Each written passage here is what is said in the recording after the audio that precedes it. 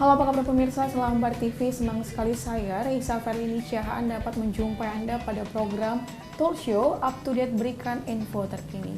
Pemirsa Selambar TV, pada Up to Date kali ini kita akan membahas mengenai vaksin dari COVID-19.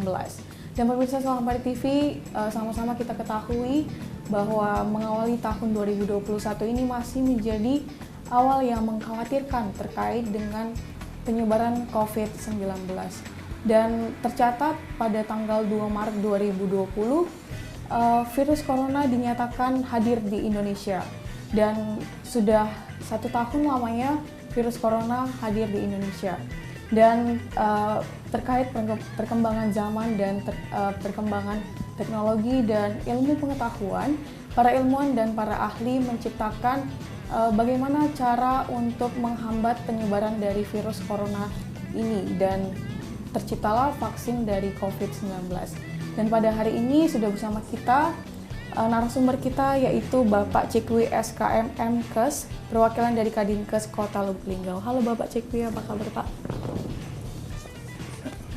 Alhamdulillah sehat-sehat saja. Saya Kepala Dinas Kesehatan Kota Lubuk Linggau menyapa kepada seluruh pemirsa, semoga kita selalu sehat-sehat saja.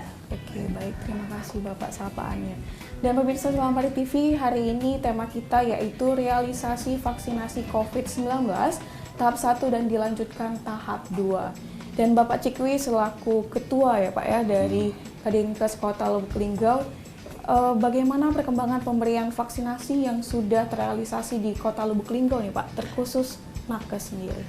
Ya, alhamdulillah ya, saya sampaikan kita alhamdulillah sudah tahap pertama, kita dapat vaksin sejumlah 3.690 vial. Mohon maaf, 3.960 vial. Dan sudah kita distribusikan ke seluruh fasilitas pelayanan kesehatan, di mana fasilitas pelayanan kesehatan ini ada 10 puskesmas, kemudian ada 4 rumah sakit, ditambah dengan 2 DKT dan Ordokes. Nah, alhamdulillah seluruh target kita untuk nakes semua tercapai ya, kecuali masih beberapa yang terhambat karena screening kita, ada yang hamil, ada yang sakit, ada yang memang pada saat dilakukan vaksinasi itu memang belum bisa, sedang menunggu. Dan hingga kini sudah tercapai 98%, hampir 99%. Tinggal beberapa saja yang belum kita lakukan vaksin, menunggu hasil pemeriksaan terakhirnya atau screeningnya selesai. Nah, ini tahap pertama. Dan alhamdulillah hingga saat ini sudah masuk di tahap yang kedua. Insya Allah tanggal 25 Februari kemarin sudah datang dari Palembang sejumlah 300 vial ya, atau setara dengan 3.000 kali suntikan, atau di mana satu vialnya itu untuk 10 dosis ya. Oke, baik Bapak Cikwi, terkait tahap pertama pemberian vaksinasi nih Pak, apakah ada keluhan sendiri dari nakes seperti itu? Ya, sebagaimana kita pahami bersama ya di berita-berita bahwa keluhan-keluhan ini memang banyak terjadi di tempat-tempat lain, tetapi khusus di kita setelah dilakukan pemeriksaan atau setelah dilakukan suntikan ya cuma sekedar pegal, kemudian agak sedikit linu-linu, dan bahkan ada yang efeknya ngantuk, ada yang malah kuat makan dan lain sebagainya, malah efeknya ada yang gemuk naik 1 kilo 2 kilo dan sebagainya kalau nggak menahan untuk diet ya. Tetapi secara umum pelaksanaan di tahap 1 ini yang sudah 98% ini belum kita temukan keluhan-keluhan yang mendasar ya. Nah, ada beberapa yang ditunda karena memang tensi yang sangat tinggi sampai 200-an, kemudian dia punya baru hamil ya kan, kemudian juga punya penyakit yang sifatnya adalah komorbid yang lebih parah dan sebagainya, sehingga kita masih tunda dulu. Yang pada prinsipnya nanti tetap kita lakukan vaksin. Oke, baik. Berarti yang sudah divaksinasi tahap pertama ini masih mendapat keluhan ringan seperti itu? Iya, keluhan ringan. Oke, baik. Terkait vaksinasi tahap kedua nih, seperti itu Pak. Ya. Kapan vaksinasi tahap kedua dilaksanakan dan berapa sasaran suntikan di vaksinasi tahap kedua seperti itu Pak?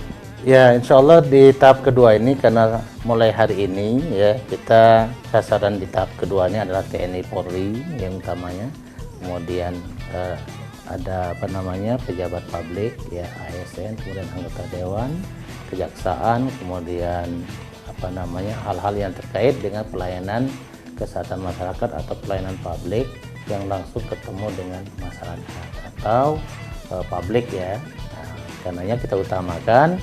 Dan hingga saat ini kita sudah deskripsikan di beberapa tempat dan insya Allah 300 vial ini ya segera akan kita distribusikan. Tinggal menunggu jadwal dari ya yang saya bilang tadi, ada dari TNI jadwalnya, kemudian polisi, Polres, kemudian ada Brimob, kemudian ada dari kejaksaan. Kita sedang menunggu tanggal yang mereka bisa lakukan karena menyesuaikan tugas-tugas mereka, sehingga kita juga menyesuaikan ya dalam waktu singkat dekat ini sesuai dengan waktu ya time schedule yang mereka buat, sehingga nanti kita distribusikan tepat ya, karena di tahap kedua ini satu vial ya, berisi untuk 10 dosis.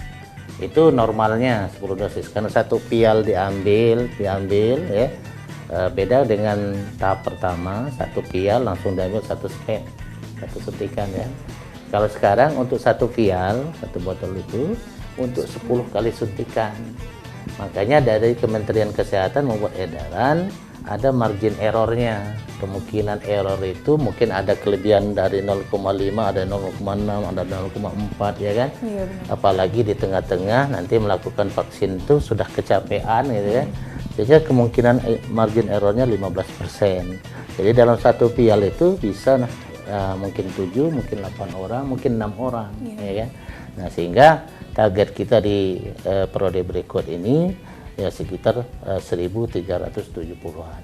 Ya. Oke, baik. Ya, kalau kita secara rumus kan 300 kali 10 ya kan, berarti 3.000 suntikan. Nah, 3.000 suntikan, setiap orang mendapatkan 2 kali suntikan, berarti mestinya 1.500 orang. Nah, cuman karena ada margin error tadi ya kita target 1.373.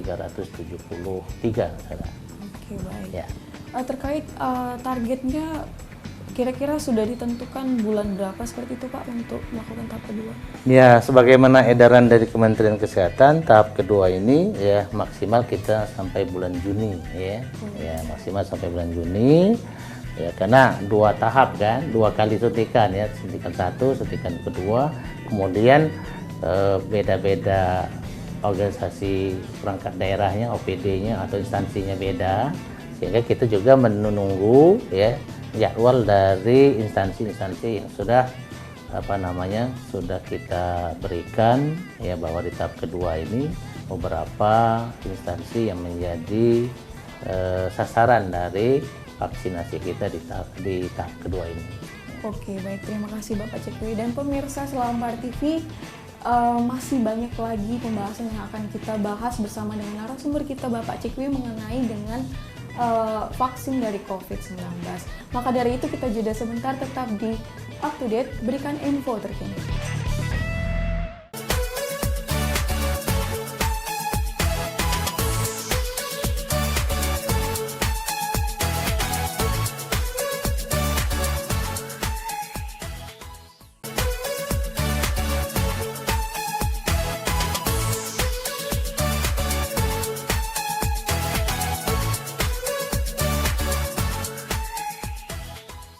Halo pemirsa Selambar TV, masih dalam program Up to Date, berikan info terkini dan masih bersama saya Lisa Ferlinchan dan bersama dengan narasumber kita Bapak Cikwi SKN MKes. Halo Bapak. Oke, baik. Di segmen kedua ini kita akan membahas mengenai distribusi vaksinasi tahap kedua nih Bapak. Bagaimana distribusinya? Ya, sebagaimana saya sampaikan tadi bahwa di kita pemerintah Kota Lubuk sudah kedatangan vaksin ya tahap kedua, dan ada perbedaan ya di tahap pertama bahwa 1 vial untuk 1 dosis ya, 1 kali suntikan, dan di tahap kedua ini 1 vial untuk 10 kali suntikan, berarti untuk 5 orang ya, kalau 1 orang 2 kali suntikan, tapi ada margin errornya sekitar 15%. Jadi 1 vial kemungkinan normalnya ya sekitar 8 sampai 10 ya dalam 1 vialnya. Nah, mengenai distribusi ya, kita sudah memetakan sasaran dari vaksin ini, di mana yang pertama adalah Polres, Kodim, kemudian ada Brimob, kemudian dari Dinas Perhubungan, kemudian Inspektorat, Kejaksaan, BPJS Kesehatan, kemudian Dinas Lingkungan Hidup, kemudian beberapa teman-teman kita di media, kemudian Dispora. Jumlahnya 300 vial dengan target sasaran kita, analisa kita atau perencanaan kita, walaupun ini belum tentu tepat karena saya bilang tadi ada margin error 1372 atau 1370-an ya. Nah, ini kita sangat hingga saat ini menunggu ya jadwal dari instansi-instansi yang terkait, kapan ya, kemudian dalam artian kapan nih hari dan tanggalnya, kemudian sasarannya, kemudian berapa orangnya, sehingga kita bisa menentukan ya berapa vial yang harus kita berikan atau distribusikan. Nah, pendistribusian ini perlu kami sampaikan ya, tentu dari kita ngambil di Palembang itu sudah dilakukan pengawalan yang ketat ya, dari Brimob Polda, dari Brimob kita juga di sini, baik itu dari Polres juga ya, dari Satuan Lalu Lintas ya, Intel ikut semua untuk mendampingi kita atau dalam artian mengawal kita dalam perjalanan. Dan alhamdulillah tanggal 25 Maghrib kemarin sampai di sini dan sudah dimasukkan ya di kulkas vaksin ya dan gudang vaksin kita, kemudian sudah dilakukan pengawalan, kemudian untuk tahap kedua ini belum kita distribusikan, sekali lagi menunggu jadwal dari instansi-instansi yang terkait tadi. Oke, baik Bapak, seperti itu distribusiannya ya. Mengenai informasi terkini seperti itu ya Pak ya, dari Dinas Kesehatan bahwa lansia diperbolehkan untuk diberikan vaksin seperti itu. Bagaimana tanggapan Bapak sendiri?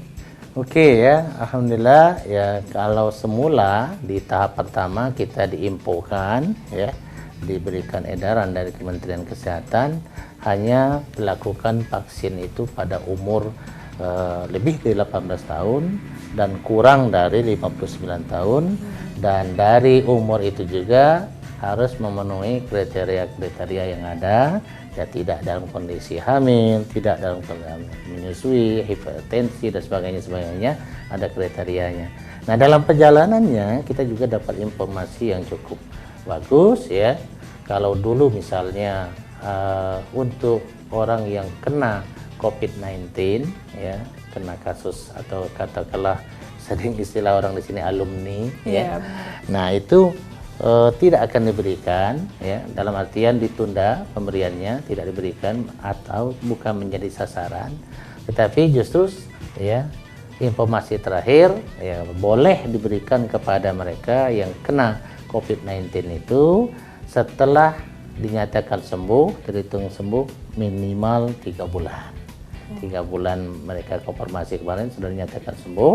Nah, hari setelah 3 bulan itu boleh dilakukan pemberian suntikan vaksin Sinovac ini.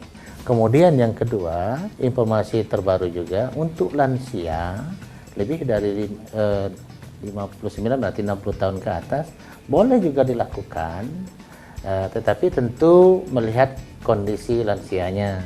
Kondisinya tentu yang bisa fit atau bisa sehat, tidak memiliki penyakit yang komorbid yang memberatkan dan lain sebagainya. Tentu screeningnya tentu ada ketentuan-ketentuan yang sudah diberlakukan. Nah, khusus kita untuk lansia ini ya belum kita lakukan di sini ya, karena sebagaimana petunjuk dari Dinas Kesehatan Provinsi Sumatera Selatan yang bertanggung jawab terhadap pemberian vaksin se-Sumatera Selatan diprioritaskan dulu di Kota Palembang ya. Jadi kita belum memberikan untuk tahap kedua ini kepada sasaran lansia tadi. Oke, baik Bapak, berarti lansia sudah diperbolehkan seperti itu, tapi khusus di Kota Lubuk Linggau belum untuk dilaksanakan seperti itu. Dan Bapak mengenai informasi dari Dinas Kesehatan seperti itu, tercatat umur 18 hingga 59. Kemudian alasan apa yang menjadi dasar ataupun alasannya bahwa yang tercatat lansia itu diperbolehkan untuk diberikan vaksin seperti itu, Bapak? Oke, ya, makasih. Ya, pertama ya, kalau dikembangkan pertanyaan, kenapa kok dulu dipatok 18 sampai 59? Kok belakangan berubah? Jadi yang jelas ya, pertama kita pelaksanaan Sinovac ini ya diutamakan atau prioritas dulu yang aman. Nah, prioritas yang aman, kemudian yang paling banyak mobilisasinya. Jadi prioritas yang aman dan banyak melakukan mobilisasi adalah umur dari 18 sampai dengan 59 tahun. Nah, kemudian dalam perjalanannya ya yang lebih 59 juga boleh ya. Karena mengingat tadi sekali lagi didasarkan pada prioritas. Nah, prioritas ini sebelum dilakukan vaksin atau dikirim vaksin kepada kita, itu sambilan berjalan semua. Yang pertama, vaksinnya yes oke dibuat, kemudian siap didistribusikan kepada prioritas yang aman, yang paling banyak mobilitas. Nah, sambilan jalan juga dilakukan bagian penelitian dan pengembangan, juga melakukan terus penelitian-penelitian ini secara internasional WHO, kemudian di Indonesia juga ada Litbangkes ya, melakukan penelitian-penelitian. Dan dalam perjalanannya penelitiannya menunjukkan bahwa untuk lansia bisa dilakukan, tidak punya dampak yang signifikan, tetapi justru mempertahankan antibodinya lebih bagus. Sehingga dalam perjalanannya diperbolehkanlah untuk lansia. Termasuk juga yang mantan dari kena COVID tadi maksimal 3 bulan. Kemudian termasuk juga orang yang menyusui, ya, selama ini nggak boleh, ternyata boleh.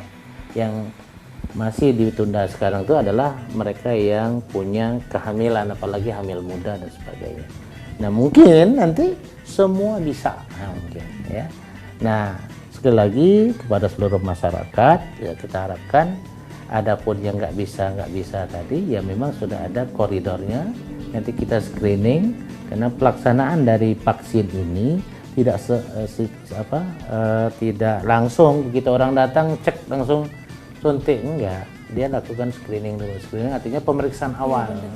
Nah, mulai dari didata, penyesuaian nomor induk kependudukannya, kemudian kesesuaian juga dengan ditanya juga ya, diwawancarai tentang penyakitnya.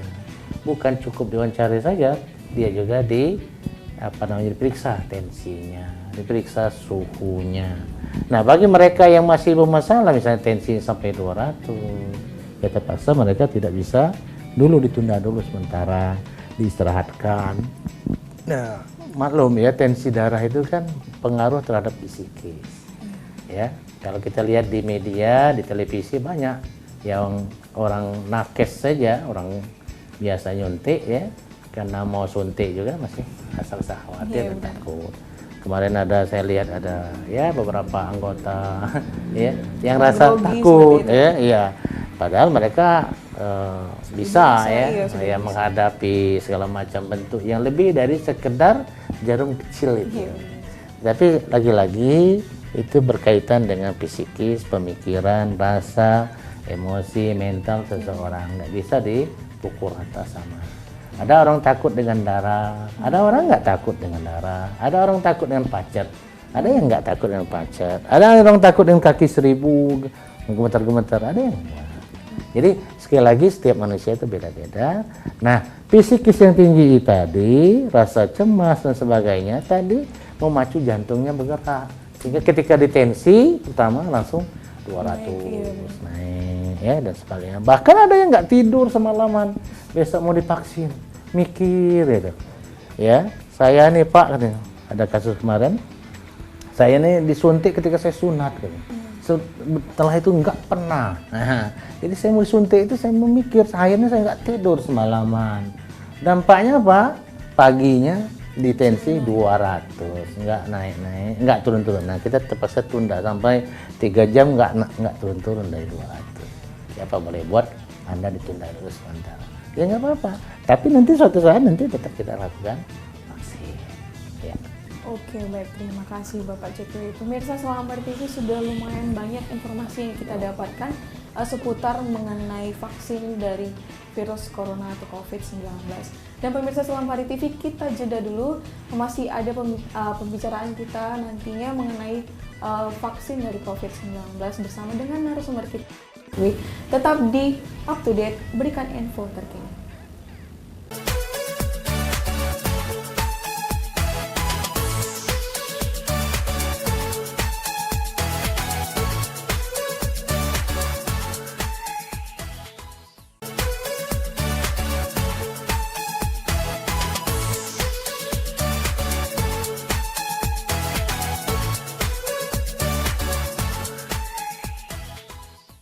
Halo pemirsa Selambar TV, masih di program Up to Date dan masih bersama dengan Reisa juga Bapak Cikwi sebagai narasumber kita di sini. Nah, Bapak Cikwi, tadi kita sudah berbincang mengenai vaksinasi, pendistribusian vaksinasi COVID-19 seperti itu ya. Pendistribusiannya dimulai dari petugas masyarakat seperti itu ya, pelayanannya langsung ke masyarakat seperti itu ya Pak ya. Nah, mengenai penyebaran ataupun distribusi vaksin dari COVID-19 ini untuk masyarakat umum seperti itu Pak, kira-kira kapan akan diberikan Pak? Oke ya, makasih Mbak Risa ya.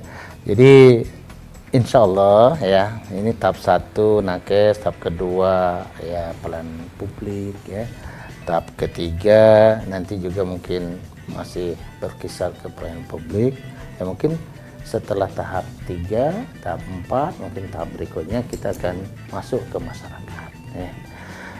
Himbauan kita kepada masyarakat ya, memang banyak sekarang Mbak ya, kalau kita lihat di WA group ya, apalagi beberapa kurang lebih sebulan yang lalu diancamlah siapa yang kena vaksin langsung mati, hoax seperti itu ya, hoax mah ya. Jadi ada di mana itu kejadian atau barusan disuntik langsung pingsan ya macam-macam yang membuat masyarakat ngeluh ya dan sebagainya. Bahkan ada beberapa penelitian orang-orang pakar ya, menyatakan dirinya pakar bahwa dengan dimasukkannya vaksin Sinovac ini, dampaknya bila terjadi penularan COVID-19 kepada seseorang, bahayanya sampai 10 kali lipat. Ya silahkan saja punya pendapat, nggak apa-apa.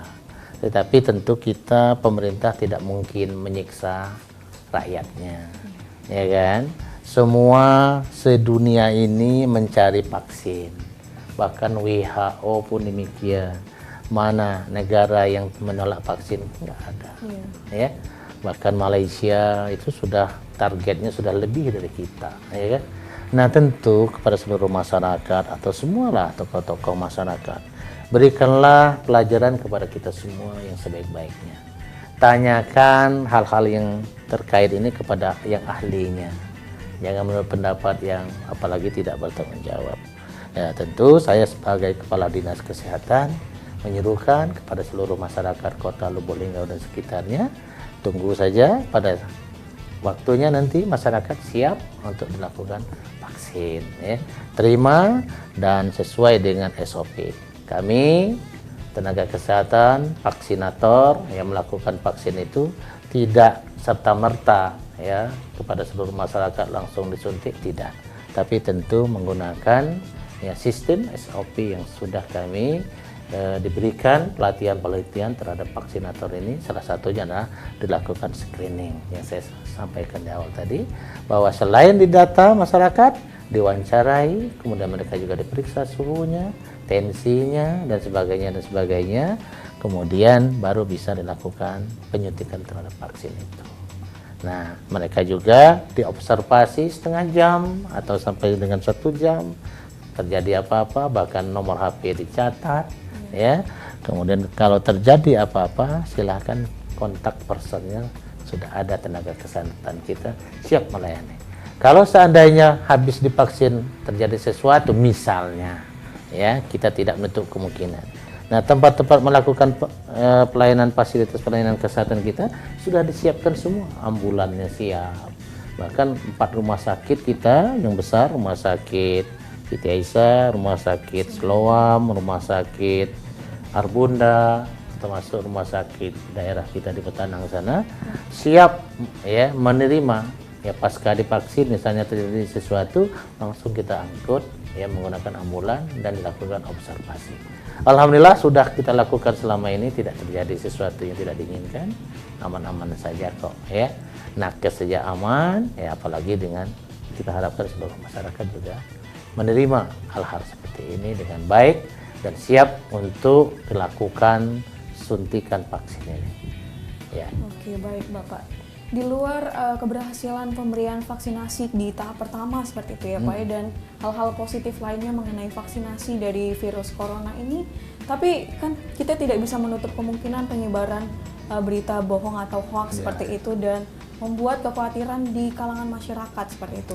Pastinya akan menimbulkan kekhawatiran sehingga beberapa orang itu menolak untuk divaksinasi seperti itu Bapak. Kira-kira adakah sanksi untuk orang-orang yang menolak untuk divaksinasi seperti itu Pak?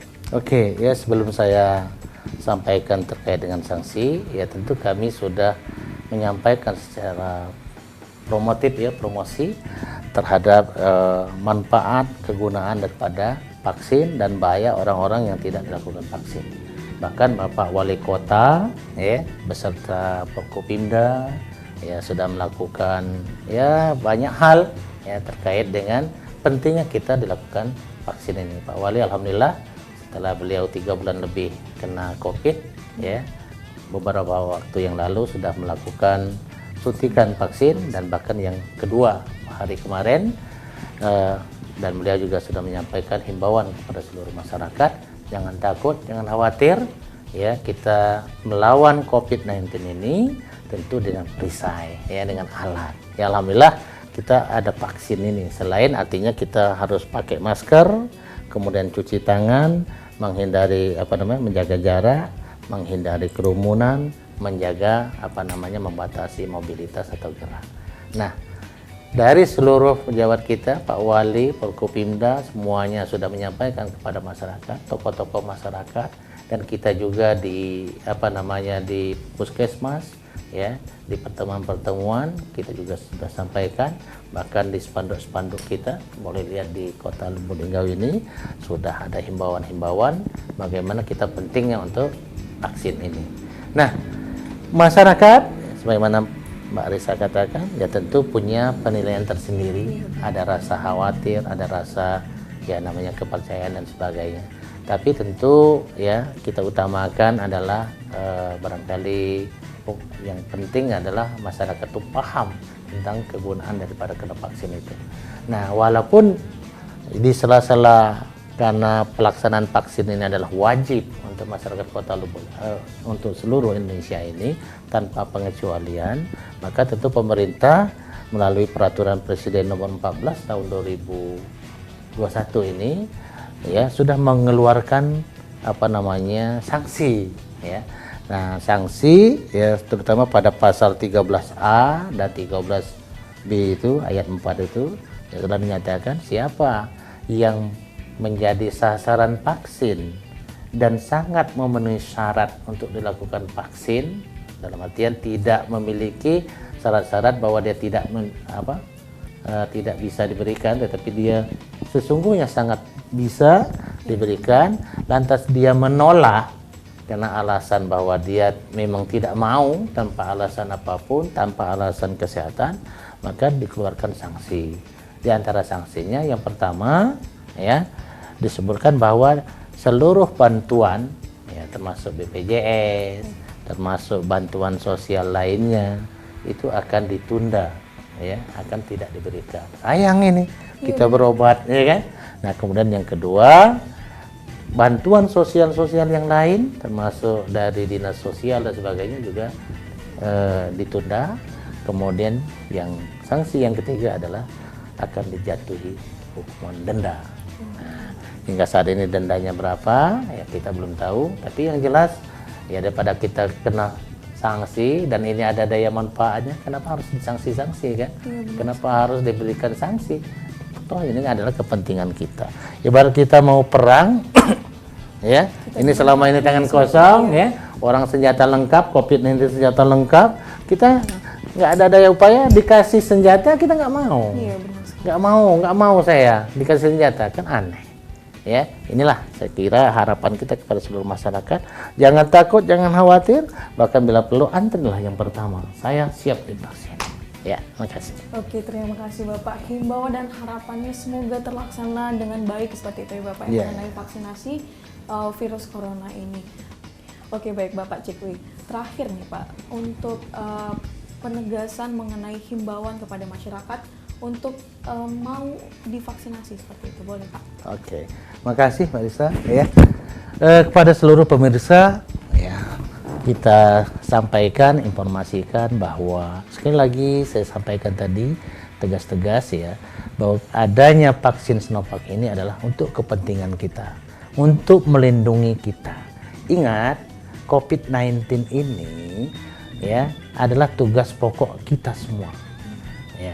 Kita ada namanya OTG, ya kan? Orang tanpa gejala. Bisa saja kepada Anda semua sudah membawa virusnya saat ini, tetapi Anda tidak merasakan. Tapi ketika Anda ketemu dengan yang lain, virus Anda akan lompat ke tempat lain dan lebih membahayakan kepada orang lain. Makanya mari kita menjaga bersama, kesehatan bersama, ya, ikuti semua ya protokol kesehatan, menggunakan 3M ya, pakai masker, cuci tangan, menghindari jarak, kalau ditambah 2M lagi, menghindari kerumunan dan membatasi mobilitas. Mari kita sama-sama memberantasnya ini ya. Bagi masyarakat, alhamdulillah pemerintah sudah menyediakan vaksin dan ambil itu vaksin, mendaftarlah yang pertama dan ketika waktunya nanti diberikan ya, menerima dengan lapang dada, ikhlas dan termotivasi untuk menghadapi COVID-19 ini. Kita harus punya perisai, dan perisai ini sudah diberikan oleh pemerintah, jangan tidak diambil. Bahaya ya, bahaya untuk Anda. Oke, Anda tidak bahaya, bahaya untuk keluarga Anda, bahaya untuk keluarga Anda, bahaya untuk orang-orang terdekat Anda.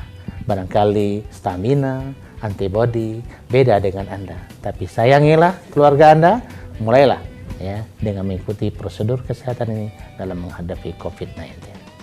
Terima kasih. Oke, baik Bapak Cikwi. Terima kasih Bapak. Harapan dan himbauannya baik sekali. Semoga masyarakat ataupun terkhusus pemirsa Selampari TV dapat mendengarkannya dengan baik seperti itu dan dilaksanakan.